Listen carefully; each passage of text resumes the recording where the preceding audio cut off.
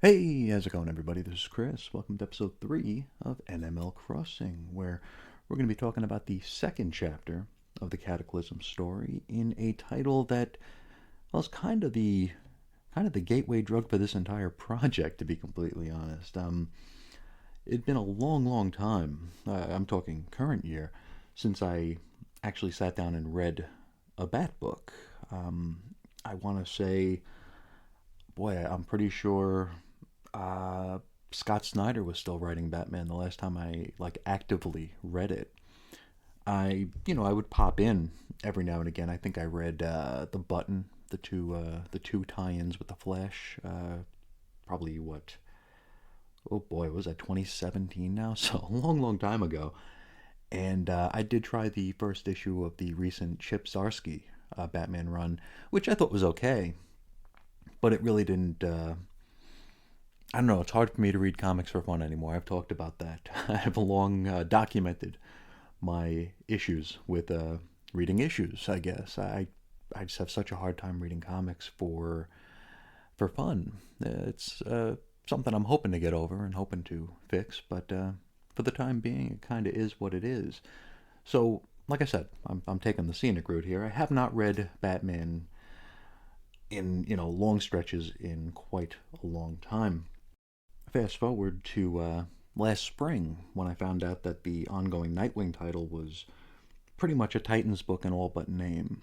It was the reunion of the Titans. It led to the current run, the Dawn of DC era Titans. So I started picking that up. I actually picked that up on Free Comic Book Day. One of the local shops had it was like there was Free Comic Book Day, of course, and then there was like 50% off everything on like the 6 month wall. So it's like, hey, I can pick up these in all but name only Titans books and maybe enjoy a good story. And I did cover those books here on the channel if anybody's interested. First four. It's the first four of 5 episodes of She and Titans. It's in the archives. But I enjoyed that so much that I decided to start collecting the Nightwing title in earnest. Now, Nightwing, like any other Bat adjacent book for me, is something that I would collect kind of in spurts. I'd go through like 3 years of collecting everything, and then I'd kind of just go away. And then I'd come back. It's very uncharacteristic of me as a collector and an obsessed completionist. But for whatever reason, the Bat books were always kind of an outlier in my completionist nature. I would dip in and I'd dip out, and I'd dip back in and dip back out. And I did the same thing with Nightwing. However, in the months that followed, this discovery of that Titans arc, I decided to go back and just start filling in my, the gaps in my Nightwing collection. And that went all the way back to, the mid-late 90s with the Dixon run and then the O'Neill miniseries before that. I think I only had 2 of the 4 issues of that. So I was just dipping into a whole different side of the back issue bins that I've been ignoring for years. And from being a Nightwing completionist, or a temporary Nightwing completionist, I would dip into the Bat books that featured Nightwing. In the back of my mind, everything that I buy, comic-wise, is probably going to lead to a project. Whether or not it does, it usually does not, obviously, but that's always kind of in the back of my mind. It's like, oh, maybe I could do something cool with this. Maybe I can do some sort of Nightwing chronology or something like that. And, as I'm digging through the Bat boxes and being reminded of all the odd holes in my Batman library, my completionist nature kicked back in and I started just picking up a whole bunch of different stuff. I started collecting detective comics, trying to get as complete a run as possible back to Crisis, kind of like I have with Action Comics. My Action Comics collection goes back to the early 70s, and I thought it would be cool to have, DC's other legacy book going back at least as far as Crisis. So I'm digging through all these boxes, trying to get, fill in holes and whatnot. And in every box, I would start seeing the familiar sidebar, the caution tape, the No Man's Land caution tape, which when you see that as often as I was seeing it, it became kind of like a odd siren song. It was like so tempting to just dive in on all these No Man's Land era books, especially for for what they cost, because so many of them are not, they don't demand high dollars. There are a few that do, but books like Azrael, Legends of the Dark Knight, Shadow of the Bat, even Catwoman, I found out, don't really demand all that much in the way of folding money. I mean, I found a bunch of Azraels in quarter bins, because it's kind of where Azrael shows up a lot of the time. So it was like a siren song. It was like, maybe I should start picking these up, but at the same time, it was so overwhelming. Because like I said, I believe last episode, I didn't have a full run of this. I still don't. I mean, this is going to be a work in progress as we go through it. I'm going to be picking some of these books up, especially the higher dollar ones. Those are going to be, procured like almost immediately before they're recorded. So this, collectathon became very overwhelming, and it was something I felt like I was drowning in briefly. But you calibrate, you govern yourself, and you take small bites, and that's what I did here. And I think that I'd have to thank my brief dip, or I guess it's still an ongoing dip, because I'm still buying and reading the current run of Nightwing and enjoying it.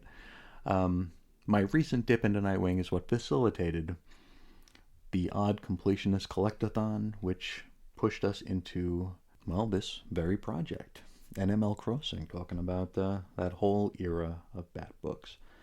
And without any further ado, how about we talk about that gateway book? We're going to talk about Nightwing, Volume 2, Number 19, which had an April 1998 cover date. Our story is called Cataclysm, Part 2, Shudder, written by Chuck Dixon with pencils by Scott McDaniel, inks Carl Story, colors Rebecca Tews and Jameson. It's Alan Jameson, but he goes by Jameson. Letters John Costanza, edits Darren Vincenzo and Scott Peterson, cover price $1.95. Now, we open post-Quake. We're on board a bus that had been crossing Highway 61. The unfortunate thing of it is that highway doesn't exist anymore. That the highway did not survive the quake, and so this bus is currently, well, it's sinking into a fissure and about to go into the drink. A caption informs us that the Gotham earthquake registered a 7.6 on the Richter scale, and we get a few spreads showing the damage. And like Buckingham's work in Shadow of the Bat, McDaniel's work here does a really great job depicting the decimation and just the ruins, the rubble. It's really, really well done. Dixon's exposition comes in the form of a news report, which personally, to me, works a lot better than the sort of kind of poetic captions from Alan Grant over in Shadow, though I suppose they both do have their place. From here we shoot over to Hogan's Alley in Bloodhaven, where, well, if you were reading Nightwing, you would recognize this place as the bar where Dick Grayson was working at the time. It's kind of a cop bar, and if I'm not mistaken, and I very well might be, I think this comes from a time before Dick Grayson joined the police department. Now Hogan, he's chatting up a few regulars about the quake, and he turns to see if Dick has any thoughts on it, only to find that our man has already jammed on out of there. We follow Dick as he suits up and attempts to plan his way into Gotham. Now the only way in is via sea, and so he hops a speedboat, or a batboat perhaps, and heads into the harbor. As he travels, his thoughts turn to Bruce, Alfred, and finally, Barbara. It's here we learn that Tim Drake is currently in Europe, so he's, I suppose, relatively safe, at least safe from the quake. Back to the bus, we join a young mother and her son. The son is illuminating the scene with a flashlight he got out of like a Happy Meal or a Happy Meal alike sort of thing. Now this literally shines a light on a whole mess of bodies, dead, maimed, and otherwise, that they're currently sharing the space with. We can see that the bus has fallen into a fissure left by the quake, as mentioned earlier, and we learn here that the fissure threatens to slam shut, swallowing the bus and everybody on it whole should there be any aftershocks or just any other tectonic action. Back to Nightwing, who's trying to dial in some emergency or police radio signals, and as he tunes in, he hears nothing but terrible news, which, stands to reason given the circumstance. He wonders if Gotham will ever be able to recover from this, and, from the artwork, it's a pretty good question to be asking. Now, our next scene, and if you've been listening, you'll know that I mentioned that the collected editions, at least the original collected editions of Cataclysm and No Man's Land, were very, very abridged. You know, they didn't include the stories, the issues in their totality. They did cut things, and the scene we're going to is one that would definitely, and I'm pretty sure was, cut out of the abridged collected editions, as it has very little or just about nothing to do with the Quake, and it just moves a subplot from the Nightwing series forward. Now, if you were reading the first couple of years of Nightwing, you might remember a real weirdo named Tad. Now, he was a goofball who fancied himself a vigilante, and he was an all-around pain in the ass. Now, we join him in his ramshackle apartment as he struggles to come up with a cool superhero name for himself. He comes up with names like Captain Justice, The Inhibitor, and Mr. Punisher, so real lousy stuff. He then peeks out his window, and he sees Shooter's Bar across the street. And, well, they are advertising on their window that they are open all night, and that they serve hot buffalo wings. And night is N-I-T-E, so I'm guessing this is where he got the name Nightwing, N-I-T-E-W-I-N-G. And, you know, like I mentioned earlier, you know, everything that I collect is always planned to be a multitasker for a pseudo-creative thing that I do. And, you know, if I did do a Nightwing podcasting project, pretty sure those scenes with Nightwing and Nightwing would be pretty difficult to navigate, wouldn't they? Anyway, back to the bus. Now, the young mother is tending to another survivor. And in a true sign of the times sort of bit, this survivor produces a cell phone, which back in 1998 wasn't something we all had permanently attached to our bodies just yet. Now, the woman's son excitedly tells her to call 911, just like on TV. Meanwhile, Nightwing, that's N-I-G-H-T, has arrived at the waterfront. Most of the place is currently on fire, but he manages to find somewhere relatively safe to tie down. As he pulls himself off the boat, he hears the young mother's call coming in over the band. Now, she's explaining the situation to the emergency services people and thankfully provides the location of the rapidly sinking bus, which is to say that bus is now beginning to fill with water. She's given no assurances and is put on hold, which, I mean, Gotham is in complete chaos, so you might expect that.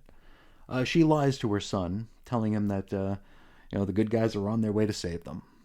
Just then, the boy's Happy Meal flashlight burns out, leaving the survivors in complete darkness as the bus continues to fill.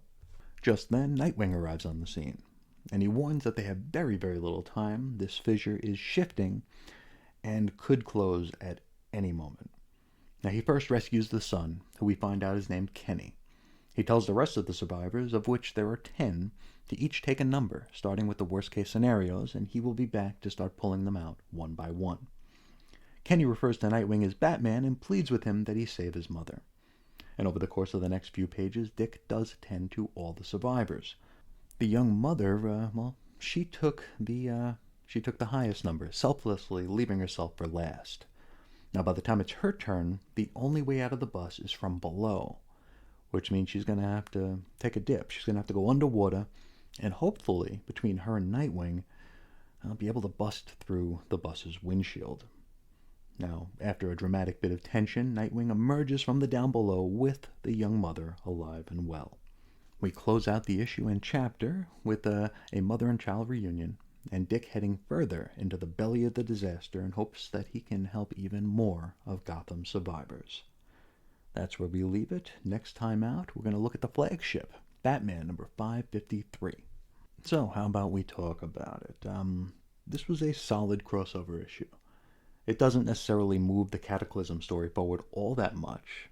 Not that it needed to, but it did provide some great flavor and allowed us to really focus on more of a micro level of this very macro level disaster, right?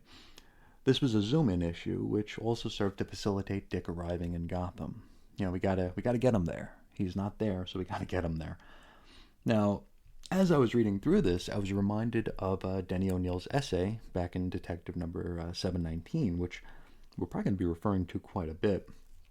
Now, he promised that efforts would be made to ensure that every issue, or every series coming into the story, would be able to be read on its own.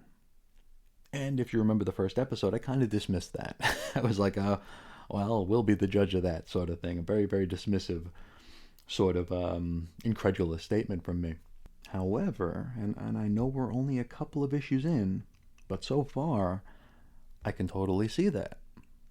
Like, if you were only reading Nightwing, you could get away with still only reading Nightwing. You'd probably be curious to check out the other books, but you could get away with it, right? You could just read Nightwing. You get enough of what's going on and just, enjoy the book you buy, right? We get plenty in the way of natural sounding exposition. We get Nightwing in action, and hell, we even get a Nightwing series subplot bubbling on in the background, right? Conversely, if you weren't reading Nightwing, well, you wouldn't be missing too much of the Cataclysm meat if you decided to skip this issue and stick to whatever Bat book or Bat books you were reading. This event seems to walk the line between fan-friendly and completionist bait, which is kind of genius, right? You'd be curious to check out the other books, but they're not necessary. It's kind of a best of both worlds thing from a... I'm not in marketing, nor have I ever been in marketing, and clearly, by the way I market my pseudo-creative exploits, I have no right to say this, but it feels like a very smart marketing move here. The promise that you could just follow your books, but you make the story so enticing that you're not going to want to. Really, really good stuff.